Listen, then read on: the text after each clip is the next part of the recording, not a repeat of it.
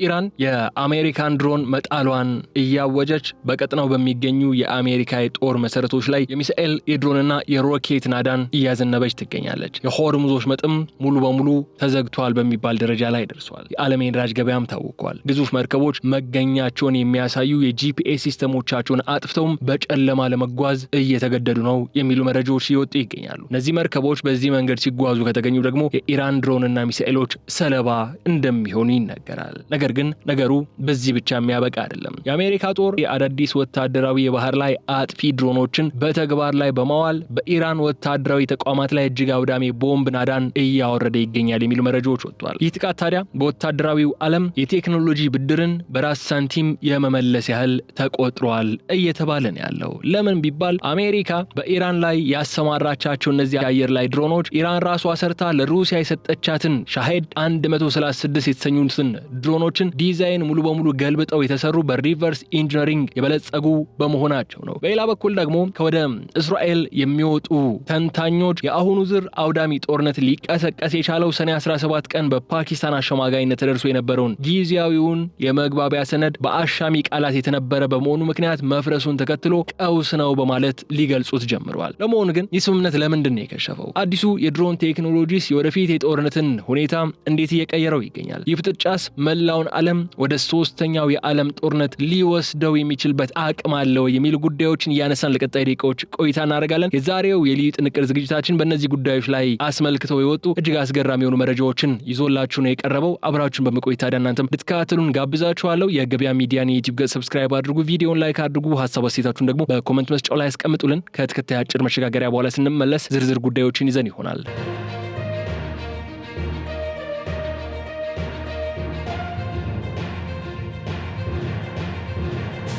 በመካከለኛው ምስራቅ ታይቶ የማይታወቅና እጅግ አስፈሪ የሆነን አዲስ ወታደራዊ ውጥረትን ተከስቶ እየተመለከትን እንገኛለን። የዓለም አቀፉ ማህበረሰብ ትኩረት አሁን ላይ በስትራቴጂካዊቷ የሆርሙዝ ወሽመጥ ላይ ነው አርፎ የሚገኘው። የአሜሪካ ማዕከላዊ እዝ ደግሞ በአሜሪካው ፕሬዚደንት ቀጥተኛ ትዕዛዝና ፍቃድ ላይ በኢራን ወታደራዊ ተቋማት ከፍተኛ የተቀናጀና መጠነ ሰፊ የብስ የባህርና የአየር ላይ ጥቃት ስለመፈጸሙ መረጃዎች እየወጡ ይገኛሉ። ይህንን ወታደራዊ እርምጃ ታሪካዊና ልዩ የሚያደርገው ግን አሜሪካ በታሪካዋ ለመጀመሪያ ጊዜ ወታደራዊ የባህር ላይ አጥፊ ድሮኖችን ወይም ዋን ዌይ አታክ ሲ ድሮንስ በተግባር ጥቅም ላይ ማዋሏን ስለመሆኑ ተነስቷል። ይህ ክስተት በቀጠናው ላይ የነበረውን ወታደራዊ የኃይል ሚዛን ሙሉ በሙሉ ወደ አዲስ ምዕራፍ ያሸጋገረ የቴክኖሎጂ ሽግግር ሆኖም ተመዝግቧል። ዋሽንግተን ይህንን ጥቃት የሰነዘረችው ኢራን በሆርሙዝ ወሽመጥና በአካባቢው በሚገኙ ዓለም አቀፍ የውሃ አካላት ላይ በንግድ መርከቦች ላይ የምታደርገውን ተከታታይ ትንኮሳ፣ ወረራና ጥቃት ለመግታት መሆኑን የገለጸች ሲሆን በጥቃቱም በኢራን ይዞታዎች ስር የሚገኙ በርካታ የአየር መከላከያ ዘዴዎችን፣ የባህር ዳርቻ የራዳር ጣቢያዎችን፣ የረዥም ርቀት ሚሳኤልና የድሮን ማከማቻዎችን እንዲሁም በፍጥነት የሚንቀሳቀሱ የኢራን የጦር ጀልባዎችን በዋናነት ኢላማ በማድረግ ሙሉ በሙሉ የማውደም እርምጃን እየወሰደች ስለመሆኑ አንስታለች። ለዚህ መጠነ ሰፊ አስገራሚ የአሜሪካ ወታደራዊ እርምጃ አፋጣኝና ዋነኛ ምክንያት የሆነው ደግሞ ቅዳሜ ዕለት በሆርሙዝ ወሽመጥ ላይ ዓለም አቀፍ የንግድ መስመርን ተከትላ በምትጓዝ አንድ የንግድ መርከብ ላይ የተፈጸመው አደገኛው ጥቃት ስለመሆኑ ይነሳል። በወቅቱ በዚሁ ጥቃት ምክንያት መርከቧ ላይ እጅግ ከባድ የሆነ የእሳት አደጋ የተከሰተ ሲሆን የአንድ የባህር ላይ ሰራተኛ አባል ሕይወት መጥፋቱና የደረሰው ውድመትም የአሜሪካን አስተዳደር ትዕግስት ያስጨረሰ የመጨረሻው ክስተት ነበር ተብሏል። የአሜሪካ ማዕከላዊ እዝ ይህንን ጉዳይ አስመልክቶ በሰጠው መግለጫ የሆርሙዝ ወሽመጥ በመላው ዓለም አቀፍ ንግድና ለነዳጅ ዝውውር እጅግ ወሳኝ የሆነ የባህር መስመር መሆኑን በድጋሚ ያረጋገጠ ሲሆን ኢራን ይህንን ወሳኝ መስመር በራሷ ፍላጎት የመቆጣጠር የማወክ ወይም የመዝጋት ምንም አይነት ህጋዊም ሆነ ዓለም አቀፋዊ መብት እንደሌላትም በግልጽ አስታውቋል። በዚህ ምክንያት ነው የአሜሪካ ጦር የላቁ የጦር አይሮፕላኖችን፣ የባህር ላይ አጥፊ መርከቦችና አዳዲሶቹን የተራቀቁ የባህር ላይ ድሮኖችን በማቀናጀት ከ140 በላይ በሆኑ የኢራን ወታደራዊ መሰረቶችና ይዞታዎች ላይ ተከታታይና እጅግ አውዳሚ የሆነ የቦምብ ናዳን ማውረድ የቻለው። ይህ ድንገተኛና ያልተጠበቀ የአሜሪካ ወታደራዊ ጥቃት ግን በኢራን ወታደራዊና ፖለቲካዊ መዋቅር ውስጥ ከፍተኛ ድንጋጤና ውድመትን ያስከተለ ሆኗል። በተለይም በስትራቴጂክ የባህር ዳርቻ ግዛቶች በሆኑት እንደ ቡሽሃር፣ በኩዜስታን፣ በሆርሙዝጋን ውስጥ የሚገኙ ዋና ዋና ወታደራዊ መሰረተ ልማቶች ክፉኛ ተመተው ከጥቅም ውጪ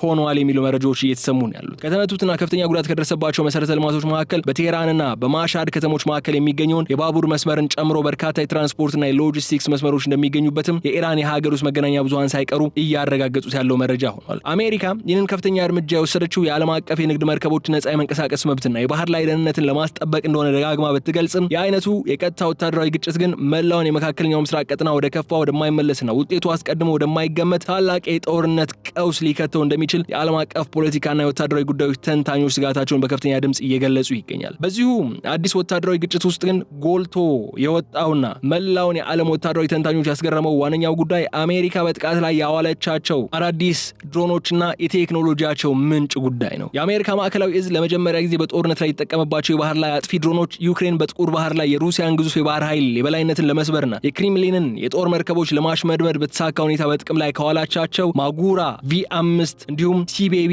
ከተባሉ የባህር ላይ የፈንጂ ድሮኖች ቴክኖሎጂ ሙሉ በሙሉ የተቀዳና የተሻሻለ መሆኑ በሰፊው ታውቋል። ዩክሬን የራሷ የጎላ ትልቅ የጦር መርከቦች ሳይኖሯት በእነዚህ በአንጻራዊ ሁኔታ አነስተኛ ርካሽና እጅግ ፈጣን በሆኑ የባህር ላይ ድሮኖች አማካኝነት የሩሲያን ዘመናዊ ሚሳኤል ተሸካሚ መርከቦችን በተደጋጋሚ ማጥፋት መቻሏ ለአሜሪካ ጦር ትልቅ ስልታዊ ትምህርትን የሰጠው ሆኖ ነው ያለፈው። ዋሽንግተንም ይህንኑ ስልት በአሜሪካ የቴክኖሎጂ አቅም አሳድጋ በሆርሙዝ ወሽመጥ ላይ ለዓመታት ስጋት በነበረው የኢራን ፈጣን የጦር ጀልባዎች ወይም ፋስት አታክ ክራፍቶች ስልትን እዛ ላይ መልሳ ለመጠቀም ወስናለች። የአስገራሚ የቴክኖሎጂ ሽግግርና መወራረስ በባህር ላይ ብቻ የተገደበ ሳይሆን በአየር ላይም በግልጽ እየታየ ነው ያለው። አሜሪካም በዚህ መጠነ ሰፊ የአየር ላይ ጥቃት ሉካስ የተባለውን አዲስ አነስተኛ ዋጋ ያለውና በብዛት ሊመረት የሚችለው አጥፊ የአየር ላይ ድሮን ወይም ሎ ኮስት አታኪንግ ሲስተም በስፋት በጥቅም ላይ ያዋለች ትገኛለች። ይሁን እንጂ የዚህን ክስተት አስገራሚነት ይበልጥ ከፍ የሚያደርገው ይህ ሉካስ የተሰኘው ድሮን የንድፍና የአሰራር መዋቅር ኢራን ራሷ ሰርታ ለሩሲያ የሰጠቻትን እንዲሁም በዩክሬን ጦርነት ላይ በከተሞችና በመሰረተ ልማቶች ላይ ከፍተኛ ውድመትን እያደረሰ የነበረውን የሻሂድ 136 የተባለውን አጥፊ ድሮን ወይም ካሚካዜ ድሮን ሙሉ በሙሉ ኮፒ በማድረግ ወይም በመገልበጥ የተሰራ መሆን ነው። የአሜሪካ ማዕከላዊ እዚህንን እውነታ አስመልክቶ በሰጠው ወታደራዊ ማብራሪያ ኢራን ራሷ በዓለም ላይ ዘረጋችውና ለሌሎች አገራት ያጋራችውን የድሮን ዲዛይንና የቴክኖሎጂ ፍልስፍናን መልሶ በጥቅም ላይ በመዋል አሜሪካ ተገቢውን ያጸፋ ምላሽ እየሰጠች መሆኑና ይህም በወታደራዊው ዓለም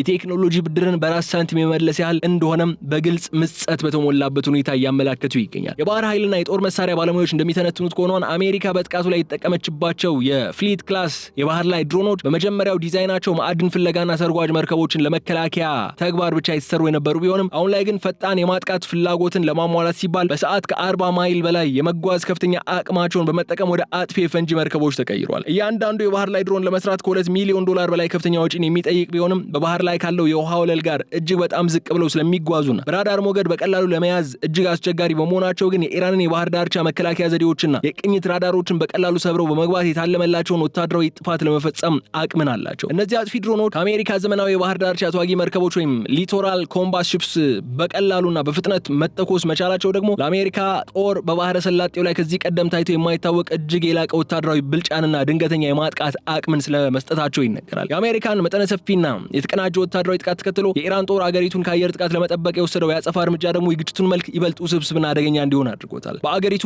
ደቡባዊ ክፍል በምትገኘውና እጅግ ስትራቴጂካዊ በሆነችው የባንዳር አባስ ከተማ ሰማይ ላይ የኢራን ጦር አንድ የአሜሪካን ሉካስ አጥፊ ድሮን በጥይት መምታቱና ሙሉ በሙሉ መጣሉን በይፋ ማወጁ የጦርነቱን ተለዋዋጭነትና የኢራንን ዝግጁነት ያሳየም ሌላኛው ወሳኝ ክስተት ሆኖ ተመዝግቧል። የኢራን ከፊል መንግስታዊው ምህር የዜና ወኪል ወታደራዊ ምንጮችን ጠቅሶ እንደዘገበው ከሆነ በአገሪቱ ደቡብ ምስራቅ የሚገኙት የኢራን የአየር መከላከያ ኃይሎች በባንዳር አባስ ግዛት በሃጂ አባድ ወረዳ አካባቢ የአገሪቱን ሉዓላዊ የአየር ክልል ጥሶ እየበረረ የነበረን የጠላት ድሮን ቀድመው በመለየትና በመከታተል ስለቻሉና መሬት ላይ በተጠመዱ የሀገር ውስጥ የሚሳኤል መከላከያ ዘዴዎች አማካኝነት አየር ላይ መጥተው ለማውደም ስለመቻላቸው እያረጋገጡ ይገኛሉ። የኢራን ጦር ይህንን ስኬትና የድሮኑን ፍርስራሽ የሚያሳዩ የቪዲዮ ማስረጃዎች ለህዝብም ይፋ ያደረገ ሲሆን ድርጊቱ የተፈጸመው የአየር መከላከያ ክፍሎቹ የአገሪቱን ድንበር ለማስከበርና የጠላትን ሁለንተናዊ ጥቃት ለመመከት ከፍተኛ ንቃትና በተጠንቀቅ ላይ በነበሩበት ወቅት መሆኑንም በኩራት ገልጿል። ይህ የድሮን መውደቅ ክስተት በዓለም አቀፍ መገናኛ ብዙሃን የተሰማው አሜሪካ በኢራን ዋና ወታደራዊ ይዘቶች ላይ ቦምብ ናዳ ካወረደች ከጥቂት ሰዓታት በኋላ መሆኑ የኢራን አየር መከላከያ መዋቅር ምንም እንኳን ከፍተኛ ጥቃት ቢሰነዘርበትም አሁንም ቢሆን የተወሰነ የማጥቃትና የመመከት የመከላከል አቅም እንዳለው ለዋሽንግተን ያሳየበት አጋጣሚ ተደርጎ ተወስዷል። ይሁን እንጂ አሜሪካ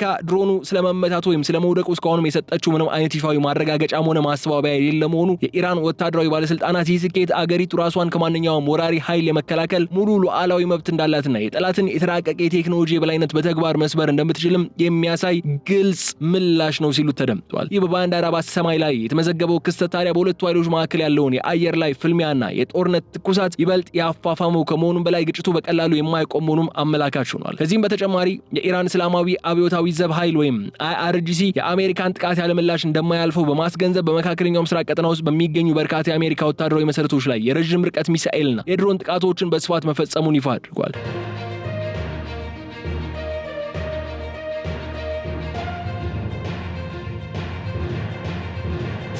ኢራን ስልታዊ ሚሳኤሎች በባህሬን የሚገኘውን የአሜሪካን የባህር ኃይል 5ኛ ፍሊት ወይም ዩኤስ ፊፍዝ ፍሊት ዋና መስሪያ ቤትን፣ በኩዌት የሚገኘውን አሊ አልሳሊም አየር መሰረትን፣ በዮርዳኖስ የሚገኘውን ፕሪንስ ሐሰን አየር ማረፊያንና በኳታር የሚገኙ ግዙፍ የአሜሪካ የጦር ማዕከላትን በቀጥታ ኢላማ ያደረጉ እንደነበሩ አንስቷል። በዚህ ምክንያትም ነው በባህሬንና በሌሎች የባህረ ሰላጤው ሀገራት ውስጥ የሚገኙ የአሜሪካ ወታደራዊ ይዞታዎች ከፍተኛ የሮኬት ማስጠንቀቂያ ሳይረኖች ሲያሰሙ የነበረው። በአካባቢው የሚገኙ ነዋሪዎችና ወታደራዊ አባላትም በአስቸኳይ ወደ መሸሸጊያ ስፍራዎችና ባንከሮች እንዲገቡ የአካባቢው የጦር አዛዦች ጥብቅ መመሪያ እንዲያስተላልፉ አስገዳጅ ሁኔታን ተፈጥሮ እንደነበርም ተነስቷል። ከዚህ ባሻገር በዓለም አቀፍ ደረጃ ከፍተኛ ድንጋጤና ትኩረትን የሳበው የአሜሪካና ኢራን የቀጥታ ወታደራዊ ፍልሚያ በመካከለኛው ምስራቅ ለዓመታት በአሜሪካና በኢራን መካከል ሲንተከተክ የነበረውንና በሰላማዊ ዲፕሎማሲያዊ መንገድ ለመግታት የተሞከረውን ታላቅ ቀውስ በይፋ የቀሰቀሰ ከመሆኑም በላይ በመላው ዓለም ኢኮኖሚ ላይም እጅግ አስፈሪ የሆነን ጥላን ያጠላው። የኢራን ሰላማዊ አብዮታዊ ዘብ ጥቃቱን ተከትሎ የሆርሙዝ ወሽመጥን ሙሉ በሙሉ ለዓለም አቀፉ የንግድ መርከቦች ዝግ መሆኑን በይፋ ያወጀም ሲሆን የወሳኝ የባህር መስመር ሊከፈት የሚችለውም አሜሪካ በቀጠናው ላይ የምታደርገውን ወታደራዊ እንቅስቃሴና በኢራን ላይ የጀመረችውን ጥቃት ሙሉ በሙሉ ስታቆም ብቻ መሆኑን በማሳሰብ የዓለምን የነዳጅና የንግድ እንዲሁም የባህር ላይ ትራንስፖርት ሙሉ በሙሉ ታጋች አድርጎታል። በአንጻሩ አሜሪካ ወሽመጡ ዓለም አቀፍ የባህር መስመር መሆኑና የንግድ መርከቦች እንዳይጓዙ ለማድረግ በኢራን በኩል የሚደረገውን ማንኛውም አይነት ሙከራም በተራቀቀ ወታደራዊ ኃይል እንደምትመክት በቁርጠኝነትን በመግለጽ ግዙፍ የጦር መርከቦችን እዚያ ወሽመጡ ውስጥ በማስፈር ለከፋ ፍልሚያ መዘጋጀቷን አሳይታለች። ይህንን ተከትሎ በሆርሙዝ ወሽመጥ በኩል የሚያልፉ የዓለም አቀፍ የንግድና የነዳጅ ጫኝ መርከቦች የኢራንን ድንገተኛ ጥቃትና የአሜሪካን የአጸፋ እርምጃን በመፍራት ደህንነታቸው ለመጠበቅ ሲሉ መገኛቸውን ወይም ጂፒኤስ ሲስተማቸውን ትራንስፖንደራቸውን ሙሉ በሙሉ አጥፍተው በከፍተኛ ስጋት በመጓዝ ላይ ስለመሆናቸውም የብሉምበርግ የዓለም አቀፍ የንግድና የባህር ላይ መረጃዎች ተጨባጭ እውነታዎች አረጋግጠዋል። መርከቦች ያሉበትን ቦታና አቅጣጫን ሳይገልጹ በባህር ላይ በጨለማና በሚስጥር መጓዝ መቻላቸው ደግሞ በቀጠናው ላይ ሊፈጠር የሚችሉን የደህንነት አደጋ፣ የጦርነት ሰለባ የመሆን እድልና እርስ በርስ የመጋጨትን አደጋ በእጅጉ የጨመረውን ነው። ይህ ክስተት የዓለምን የኤነርጂ ገበያን አናውጦ የነዳጅ ዋጋ በአንድ ጀንበር በከፍተኛ ሁኔታ እንዲንር የሚያደርግ ሁኔታን ፈጥሮ ነው ያለው። የፖለቲካና የኢኮኖሚ ባለሙያዎች እንደሚተነትኑት ከሆነ አሁን ኢራን በአሜሪካ ላይ ያላትን የቴክኖሎጂና የወታደራዊ መሳሪያ እጥረት ለመሸፈን ስትል ግጭቱን ከቀጥታ ወታደራዊ መስመር ወደ ዓለም አቀፍ የኢኮኖሚ ቀውስ መስመርን ለማሻገር ሆን ብላ እየሰራች ሲሆን ለመላው ዓለምም ወሳኝ የሆነውን የሆርሙዝ ወሽመጥን እንደ ትልቅ የፖለቲካና ወታደራዊ መደራደሪያ ካርድ አድርጋ እየተጠቀመችበት ትገኛለች የሚል ጉዳይ ይነሳል። የአውዳሚ ግጭት በዲፕሎማሲው መስመር ላይም ትልቅና በቀላሉ የማይጠገን ስምጥን ነው ግን እየፈጠረ ያለው። የኢራን መንግስት በቅርቡ ሰኔ 17 በፓኪስታን አጋዥነትና አሸማጋይነት ከአሜሪካ ጋር ተደርሶ የነበረውን የጋራ የግንዛቤ ስምምነት ዋሽንግተን በግልጽ መጣሷና የዲፕሎማሲ መንገዱን መዝጋቷ በመግለጽ ዓለም አቀፍ ክስን በማቅረብ ላይ ይገኛል። ከዚህ በተጨማሪ ቴህራን ለአሜሪካ ወታደራዊ ድጋፍ ለሚሰጡ ለማናቸውም የጎረቤት አረብ ሀገራት ጠንከር ያለና የማያዳግም የመጨረሻ ማስጠንቀቂያን የሰጠች ሲሆን የአገራቸውን መሬት ወታደራዊ መሰረት ወይም የአየር ክልል ለአሜሪካ የጦር ጥቃት ማደራጃና ማስተላለፊያ ክፍት የሚያደርጉ የትኛውንም ሀገራት ካሉ የኢራን የረጅም ርቀት ሚሳኤሎች ጥቃቱ የተሰነዘረበትን የአሜሪካ መሰረት ብቻ ሳይሆን ጥቃቱን የፈቀዱትና ያስተናገዱትን አገራት ዋና ዋና ከተሞችንም ጭምር ኢላማ እንደሚያደርጉ በይፋ አስታውቀዋል። የአስፈሪ ሁኔታ ቀጠናዊውን የኃይል አስተላለፍ ወደ ከፋ መከፋፈልና ወደ አጠቃላይ ቀውስን እየመራው ነው ያለው። የዓለም ማህበረሰብና የተባበሩት መንግስታት ድርጅት ግጭቱ ወደ ከፋ የዓለም አቀፍ የኢኮኖሚ ውድቀትና ወደ ሶስተኛ የዓለም ጦርነት ሳይቀየር በሰላማዊ መንገድ የሚፈታበትን የሰላም መስመር ለመፈለግም ከፍተኛ ጥረት ነው እያደረጉ ይገኛሉ ተብሎ የሚጠብቀው። ግን ይህ ሁሉ ለምንድን ነው የመጣው የሚለው ጥያቄ ደግሞ ሲነሳ እስራኤል ታይምስ ይፋ ወዳደረገው አንድ ዘገባ እናምራለን። ያ ታላቅ ተስፋ ተጥሎበት የነበረው የአሜሪካና የኢራን ጊዜያዊ ሰላምን ማውረጃ ተደርጎ ተወስዶ የነበረውን የመግባቢያ ሰነዱ የኢስላማባዱ ኤምኦዩ ገና ከመነሻው መላላት የጀመረውና አሁን ለደረሰበት አጠቃላይ ውድቀት ዋነኛ ምክንያት የሆነው በዲፕሎማሲያዊ ድርድር ወቅት የተቀረጹት የህግ ቃላት እጅግ በጣም ብዥታ የበዛባቸው ለሁለትዮሽ ትርጉም የተጋለጡና ግልጽነት የጎደላቸው በመሆናቸው እንደሆነ ዲፕሎማቶች፣ የህግ ምሁራንና የጂኦፖለቲካ ባለሙያዎች በሰፊው እየተስማሙበት ያለው ጉዳይ ስለመሆኑ እስራኤል ታይምስ ያስነበበው አንድ ዘገባ አረጋግጧል። በሰኔ 17 የተፈረመው ይህ ስምምነት ዋሽንግተን በኢራን ላይ የጣለችውን የባህር ላይ እገዳ በ30 ቀናት ውስጥ ሙሉ በሙሉ እንድታነሳ በግልጽ ቋንቋና በማይሻር ሁኔታ የሚያስገድድ ቢሆንም በተቃራኒው ግን ቴህራን በቀጠናው ላይ ሊኖራት ስለሚገባው ኃላፊነትና ግዴታ የተቀመጡት አንቀጾች እጅግ ጥራዝ ነጠቅ፣ ደካማና ለተለያዩ የፖለቲካ ጥቅሞች በሚያመች መልኩ የተጻፉ ነበሩ ይላሉ። ሰነዱ ኢራን የንግድ መርከቦችን ያለምንም የደህንነት ስጋትና ክፍያ ለ60 ቀናት በሆርሙዝ ወሽመጥ ላይ በሰላም እንዲያልፉ የቻለችውን ያህል ጥረት እንድታደርግ ወይም ቤስት ኢፎርትስ የሚል በጣም ልል የሆነ የህግ አገላለጽ የተጠቀመ ሲሆን የአገላለጽ ደግሞ በሁለቱ ኃይሎች መካከል የተፈጠረው አደገኛ ወታደራዊ መተላለፍ ትልቁን በር ከፍቷል ይላሉ እነዚህ ባለሙያዎች። የአይነቱ ደካማና የተንሸዋረረ የጽሁፍ አወቃቀር ደግሞ ሁለቱ ሀገራት የወሽመጡን ዓለም አቀፍ የአሰሳ መስመር ወይም ናቪጌሽን ሩትስ ፍጹም በተለየና እርስ በርሱ በሚጋጭ መንገድ እንዲረዱትና በራሳቸው ፍላጎት እንዲተረጉሙት አስገድዷል የሚል ሐሳብን ያነሳሉ። ዋሽንግተን ስምምነቱ ሲፈረም የነበራት ግምትና ስሌት ኢራን በኦማን የባህር ዳርቻ በኩል የሚጓዙትን ዋና ዓለም አቀፍ የንግድ መርከቦች ደህንነት ያለምንም ቅድመ ሁኔታ ትጠብቃለች፣ የባህር ላይ ትንኮሳዋንም ታቆማለች የሚል የዋህነት የተሞላበት እምነት የነበረ ቢሆንም ቴህራን ግን በበኩሏ ይህንን ክፍተት በመጠቀም ስምምነቱን የተረጎመችው ፍጹም ተቃራኒ በሆነ መንገድ ነበር ይላሉ። በኢራን ስትራቴጂካዊ ግንዛቤ መሰረት ይህ ሰነድ በራሷ የባህር ዳርቻ አቅራቢያ የምታዘጋጀውንና በራሷ ፍላጎት የተፈቀደና ደህንነቱ የተጠበቀ የምትለውን የተወሰነ መስመር የመወሰን ሙሉ መብት እንደሰጣት አድርጋ በመውሰድ ከዚህ መስመር ውጭ የሚጓዙ ማናቸውም የውጭ ሀገራት መርከቦች የመፈተሽ፣ የመያዝ፣ ጥቃት የመሰንዘር ህጋዊ ስልጣን እንዳላት አድርጋ እንድታምንም አድርጓታል ብለዋል። የቀድሞው የአሜሪካ ዲፕሎማት ሚካኤል ራትኒ ይህንን የቃላት ብዥታ አስመልክተው በሰጡት ማብራሪያና መግለጫ ኢራን ይህንን የተንሸዋረና ክፍተት ያለበትን ጽሑፍ በሆርሙዞች መጥላ ያላትን ዘላቂ የቁጥጥር ሚናና የበላይነትን ዓለም አቀፍ ማህበረሰቡና አሜሪካ በይፋ እውቅና እንደሰጡት አድርጋ ለመውሰድ መጠቀሟ በምንም መልኩ ሊያስደንቀን የሚገባ አይደለም፣ የታሰበበት ዲፕሎማሲያዊ ስልት ነው ይላሉ።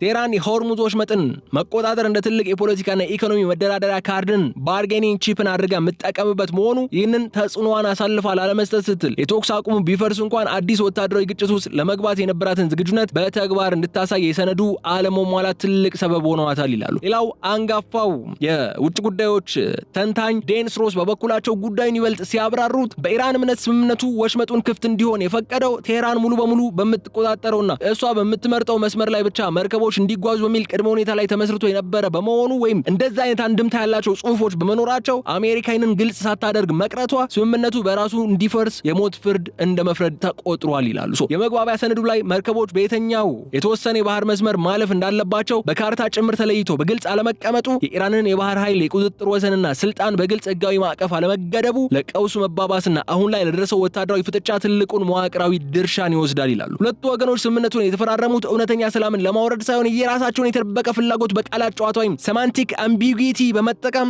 ለጊዜው ለማሳካት እንደነበርም አሁን ላይ ፍንትው ብሎ ወጥቷል። ዋሽንግተን ስምምነቱን የቀጠናውን የጦርነት ውጥረት ጊዜያዊ ማርገቢያና መርከቦች በነጻነት የሚንቀሳቀሱበት ዲፕሎማሲያዊ መንገድ አድርጋ ስትመለከተው፣ በቴህራን በኩል ግን የተጣለባትን የኢኮኖሚ ማዕቀብ ማቃለያና የወሽመጡን የበላይነት በህጋዊ መንገድ ማስከበሪያ ስትራቴጂን አድርጋዋለች። የአይነቱ የመሰረታዊ ዓላማዎች መጋጨትና በሰነዱ ውስጥ የተፈጠረው የህግ ክፍተት የሰላም ሂደቱ ገና ሳይጀመር እንዲከሽፍና አውዳሚ ጦርነት እንዲመጣ ዋነኛው ምክንያት ሆኗል የሚል ሐሳብም ያነሳሉ። ይህ በዲፕሎማሲያዊ ቃላት መደናገርና በጽሁፉ አሻሚነት የጀመረው አለመግባባት የፖለቲካ መፍትሄ ማግኘት ባለመቻሉ ደግሞ በጥቂት ቀናት ውስጥ በቀጠናው ወደ ታየው ከባድና አስፈሪ ወታደራዊ ፍጥጫን ተቀይሯል። የኢራን አብዮታዊ ዘብ IRGC በኦማን የባህር ዳርቻ አቅራቢያ በሚጓዙ ዓለም አቀፍ የንግድ መርከቦች ላይ ያነጣጠረ ተከታታይ ድሮንና የሚሳኤል ጥቃቶች መፈጸም መጀመሩና ስትራቴጂካዊ የሆርሙዝ ወሽመጥ ሙሉ በሙሉ መዝጋቱን በይፋ ማወጁ አሜሪካ ጉዳዩን በቅርብ ስትከታተል የነበረችው ወታደራዊ ኃይሏንም ወደ ተግባር እርምጃ እንዲገባ አድርገዋለች። ዩናይትድ ስቴትስ የጦር ኃይል እጅግ ዘመናዊ የሆኑ የአየር ኃይል ተዋጊ ጀቶችና የባህር ኃይል ድሮኖችን በመጠቀም በኢራን ዋና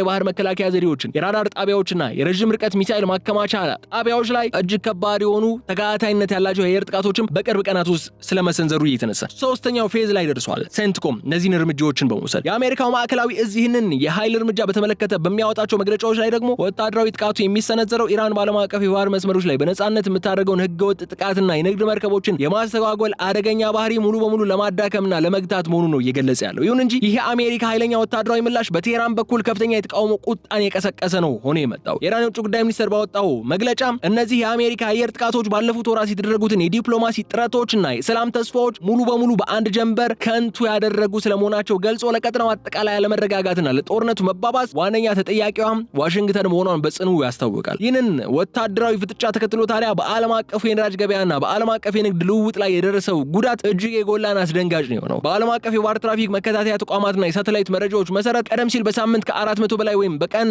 በአማካይ እስከ 55 የሚደርሱ ግዙፍ የነዳጅ ጫኝና የጭነት መርከቦች በሰላም ያልፉበት የነበረውን ስልታዊ ሆርሙዝ ወሽመጥ በአሁኑ ወቅት በጦርነት ስጋት ምክንያት የትራፊክ ፍሰቱ በከፍተኛ ሁኔታ አሽቆልቁሎ በቀን ወደ ጥቂት መርከቦች ብቻ ዝቅ ለማለት ተገዷል። ይህ በዓለም ላይ ካሉ ወሳኝ የባህር መስመሮች አንዱ የሆነው ወሽመጥ መዘጋቱ ደግሞ በዓለም አቀፍ የነዳጅ አቅርቦት ሰንሰለት ላይ ከፍተኛ መስተዋጎልና የዋጋ ንረትን እየፈጠረ ነው የመጣው። የዓለም መሪዎችና የጂኦፖለቲካ ተንታኞች አሁን ይህ ግጭት በአስቸኳይ በአስቸኳይ ካልተገታ በቀላሉ ሊቆጣጠሩት ወደማይቻልና መላውን የመካከለኛው ምስራቅ ቀጠና ወደሚያወድም የከፋ ክልላዊ ጦርነት ሊያመራ ይችላል የሚልም ከፍተኛ ስጋት ውስጥ እንዲወድቁ ነው ያደረጋቸው። ከሆርሙዝ ወሽመጥ የባህር ላይ ወታደራዊ ፍጥጫ በስተጀርባ ያለው እንዲሁም ይህንን ዲፕሎማሲያዊ ስምምነት ይበልጥ ውስብስብ ተሰባሪና ለአደጋ የተጋለጠ የሚያደርገው ዋነኛው ጉዳይ ግን የኢራን የኒውክሌር መርሃ ግብርና በዚሁ ዙሪያ የተፈጠረው የዓመታት አለመግባባት ጉዳይ ነው። ይህ የ60 ቀናት ጊዜያዊ የመግባቢያ ሰነድ ሲቀረጽ ዋነኛ ስልታዊ ዓላማው የነበረው በሁለቱ ሀገራት መካከል ያለውን የጦርነት ስጋት ለጊዜውም ቢሆን በመቀነስ ለቀጣይ ዘላቂ ሰላምና ይበልጥ ሰፊ ለሆኑ የኒውክሌር ድርድሮች የሚሆን ምቹ ሁኔታን ወይም የፖለቲካ መተማመኛ መድረክን ለመፍጠር የነበረ ቢሆንም እንኳን በተግባር ግን የታየው ክስተት የዚህን ተቃራኒ ሆኖ የተገኘው። በቅርቡ ይፋ የሆኑ የሳተላይት ምስሎችና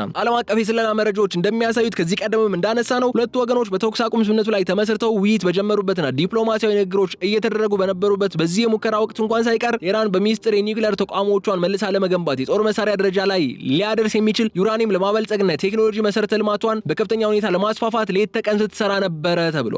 ይህ የኢራን ድርጊት በዋሽንግተን በኩል ከፍተኛ ቁጣና ጥርጣሬን የቀሰቀሰ ሲሆን አሜሪካውን ላይ የያዘችው አቋም እጅግ ጠንካራና የማይለወጥ እንዲሆንም አድርጓል። ዋሽንግተን የሆርሙዝን ወሽመጥ የባህር ትራፊክ በሰላም እንዲቀጥል ከተፈለገ ኢራን በአሁኑ ወቅት በእጇ ላይ የሚገኘውና ከፍተኛ መጠን ያለውን ኤነርጂ ዩራኒየም ወይም የጂኦፖለቲካ ባለሙያዎች የኒውክሌር አቧራ ወይም ኒውክሌር ደስት ብለው የሚጠሩትን በቀላሉ ወደ ጦር መሳሪያነት ሊቀየር የሚችል አደገኛ ቁስ በይፋ ለዓለም አቀፉ የአቶሚክ ኃይል ኤጀንሲ አሳልፋ እንድትሰጥና በወሽመጡ ላይ የምታደርገውን ማንኛውም አይነት ወታደራዊ ትንኮሳም በአስቸኳይ እንድታቆም በጽኑ እየጠየቁ ይገኛል። ሆኖም ይህ የአሜሪካ ቅድመ ሁኔታ በቴህራን በኩል ፍጹም ተቀባይነት የሌለውና የሀገሪቱን ብሔራዊ ሉዓላዊነት የሚጋፋ ተደርጎ የተወሰደ ጉዳይ ነው። በሁለቱ ወገኖች መካከል ያለው የሐሳብ ልዩነት ሊታረቅ የማይችልበት ደረጃ ላይ ደርሷል እስኪባልም የደረሰው ለዚሁ ነው።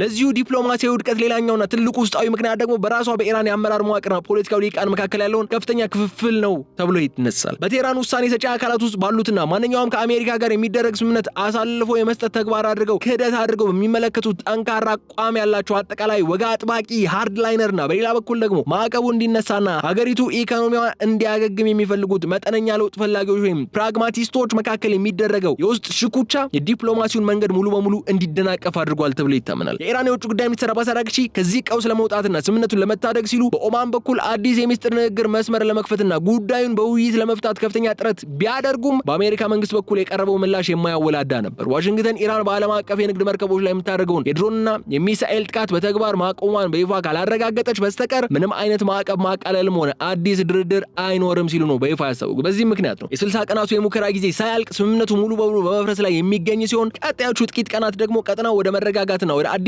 የሰላም ስምምነት የሚያመራ ወይም ወደ ተሟላና ወደማይቀረው አስከፊ አውዳሚ ጦርነት የሚገባበትን እድል የሚወስኑ ወሳኝ የታሪክ ምዕራፎች ሊሆኑ እንደሚችሉ የሚገመተው። በመጨረሻ ላይ ግን የተከበራችሁ የገበያ ሚዲያ ተከታታዮቻችን የአሜሪካና የኢራን የመግባቢያ ሰነድ መፍረስና በሆርሙዝ ወሽመጥ ላይ የተቀሰቀሰው ወታደራዊ ፍጥጫም በሁለቱ ሀገራት መካከል ከተፈጠረ ዲፕሎማሲያዊ ውድቀት ባለፈ መላውን ዓለም አቀፍ የፖለቲካና የኢኮኖሚ መዋቅር የሚያናውጥ ሰፊ ስትራቴጂካዊ ተጽዕኖን እያስከተለን የሚገኘው በአሁኑ ወቅት የተፈጠረው ቀውስ በዓለም አቀፍ ደረጃ በሶስት ዋና አቅጣጫዎች ማለትም በዓለም አቀፍ የኃይል አቅርቦት ደህንነት፣ በሀያላን ሀገራት የጂኦፖለቲካ ሽኩቻና በቀጠናው አዲስ ወታደራዊ መጋጠሚያዎች ምስረታ ላይ ከፍተኛ ለውጦችን እየፈጠረ ነው ያለው። ይህ በሰነዱ የቃላት ብዥታ የጀመረው ውጥረት አሁን ላይ ዓለም አቀፉ ማህበረሰብ ሊሸከመው ወደማይችል ከባድ የኢኮኖሚና የደህንነት ቀውስ ተቀይሯል። የዚህ ቀውስ ቀዳሚውና ፈጣን ስትራቴጂካዊ ተጽዕኖ በዓለም አቀፍ የነዳጅና የንግድ አቅርቦት ሰንሰለት ላይ ያረፈው ከባድ መስተጓጎል ሆኗል። የሆርሙዝ ወሽመጥ በዓለም ላይ ከሚንቀሳቀሱ አጠቃላይ የባህር ነዳጅ ትራንስፖርት ውስጥ ከ1/5 በላይ የሚስተናገድበት ወሳኝ የደም ስር በመሆኑ ደግሞ የወሽመጡ መዘጋት በዓለም አቀፍ የነዳጅ ዋጋ ላይ ከፍተኛና ፈጣን የዋጋ ንረትን ያስከትላል። ይህ ክስተት በተለይ በኢነርጂ አቅርቦት ላይ ጥገኝነት ላላቸው እንደ